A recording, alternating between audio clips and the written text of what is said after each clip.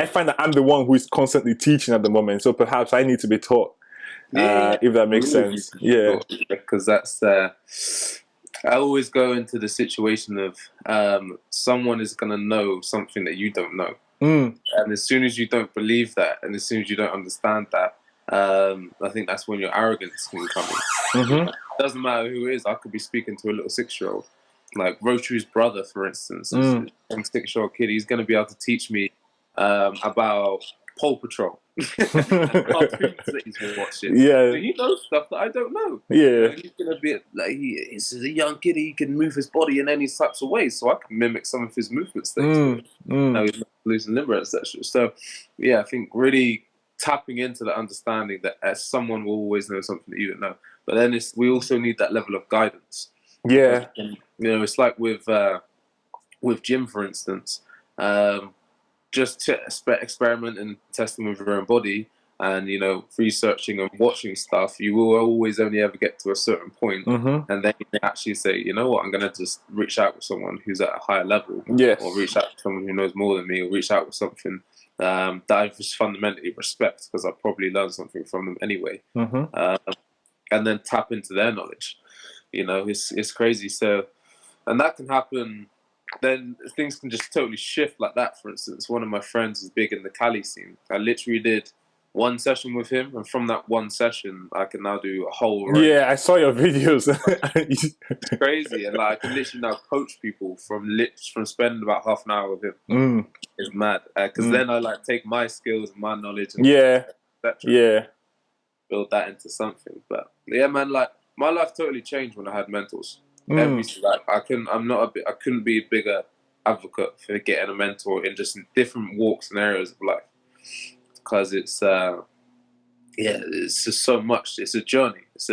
How did you find getting a mentor then? Like, if someone was to get a mentor and they've never had one, like what? Because like I said to you, there's a whole fake guru thing, right? And there are people who genuinely haven't, been through that, haven't really worked through their own blockages and trauma, for example, and they end up just putting that on the other person, or their ego or arrogance on the other person. So how do you really navigate to find a mentor? Yeah. Would you Well, say? I guess the first thing I would then look at is, and I'll start, I guess, with this bit of knowledge. I guess it's important for me anyway. It's important to find someone that's not gonna force and impose their opinion on you, because whether someone does it in a negative or a positive, is still doing the wrong thing. If I'm screaming, shouting at you, saying you must change because what I believe is fundamentally right, so you need to do it, that's as bad as me saying, "Nah, just do badness." Mm. You know what I mean? Mm. So I think it's finding someone that fundamentally that you can just get on a nice passive level with, and a nice who they can be quite neutral, and who just want to connect with you, who don't want to force change. So I think that's been the first thing upon my reflection, is literally just meeting up with Roddy, for instance. Is just a genuine dude who just wants to connect. Mm-hmm. Because he's good people, and Mm-hmm. you share similar life experiences. So that was something that was quite important to me. Is I can physically see myself in you, as you're a mixed race person, as you've got Scottish heritage, as you've got Caribbean heritage, and now you're also in the same field and you're doing stuff that I would like to do. And you're just a sound dude, fundamentally. So then we're on a level. So now we're on this level where there's no judgment. So now I'm feeling open and comfortable. So I guess that's my kind of first things I'm looking for when I'm sort of testing, or can this person be my mentor? Yeah. Have they been really open, and can you just get on a level where you do feel comfortable? And then I guess from there it's really a case of, for me anyway, are they not only going to help improve the specific area, but are they also going to help enrich my life as a whole? Mm-hmm. That's super important. So like, for instance, again with Roddy, my first mentor, who still is my mentor to this day, and so many more things.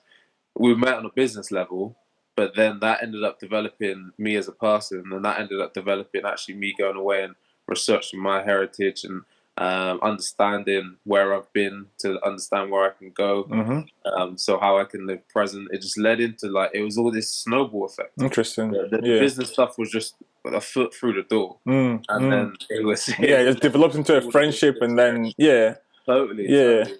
Yeah.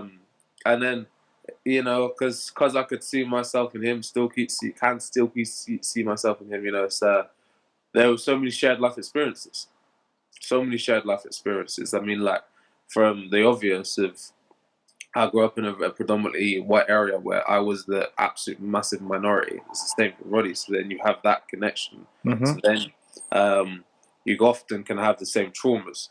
So now I'm verbalizing my traumas with someone that's kind of been through it. Yeah, yeah. So he knows the exact same things. He knows the exact thing to say. He knows the exact feelings that it promotes, etc., etc. In the same way, he also recognizes and shares the same tribes. So now we can resonate on that level as well. Mm-hmm, mm-hmm.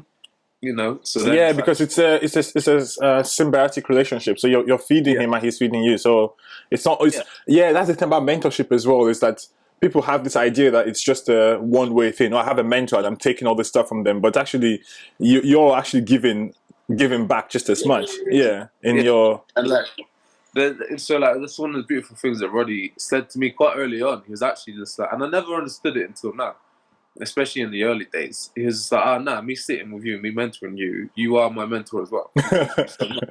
yeah. And it's not like until like now I got to maybe a level of confidence, a level of maturity, I'm not sure what it was, where you can actually see, oh shit, like my mentor's now listening to the information I'm giving, and I'm now becoming a role model for him. Mm, He's mm, coming to me for advice as well, and this is this beautiful exchange now. mm, mm. And I think that's where it goes full circle, right? Yes, That's where it yes. goes full circle in this beautiful way. And then yeah, so that's probably would be my standpoint. And I think it remains the same. It was the same when I met Tessa, and she's my spiritual guide.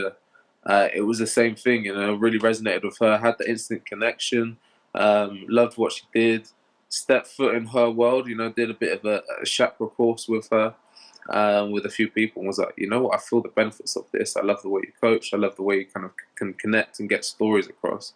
It's powerful. Mm, mm. So then that was kind of again met up on that level. She's helped me through a lot of things I've literally never, I would never told anyone, sort of thing, and really helped me see it from a complete different standpoint, and helped me visualize different aspects and areas of life if dependent on the decisions that I make. And that helps me understand why I make those certain decisions Mm-hmm. from a complete different viewpoint. So it's super important, man. Super, super important, and holds a huge just level. There's a huge level of trust in that. Yeah, Huge level therefore, of therefore. trust. I think that's the key thing. Mm. Where's that trust coming from? And of course, I think it's also like important to recognize that there are other people I've worked with, people that have kind of learnt from and mentored from, who it's literally just about that one subject. Yeah, like that very specific niche that's there. I guess Yeah. there's like levels to it, and I think even for me, again, like speaking to you and just knowing you allowed me to also see the benefits of it, because a lot of this, when it comes to mentorship or even like you say, spiritual guidance and stuff like that, it's very difficult to put words to it sometimes, because I mean it can be all seen as wishy-washy or like a bit esoteric, but but for me, the way I made sense of it through you was in your action. It's because many people would say, oh, for example, their beliefs or practices were just not practical in the real world. It's like, all right, you believe in all this stuff, but well, for where I want to go and what I'm going to do, or just generally in the world at large, it's not like you're really making any progress. I can't really see the impact of it on you. And for me, one of the biggest examples was like,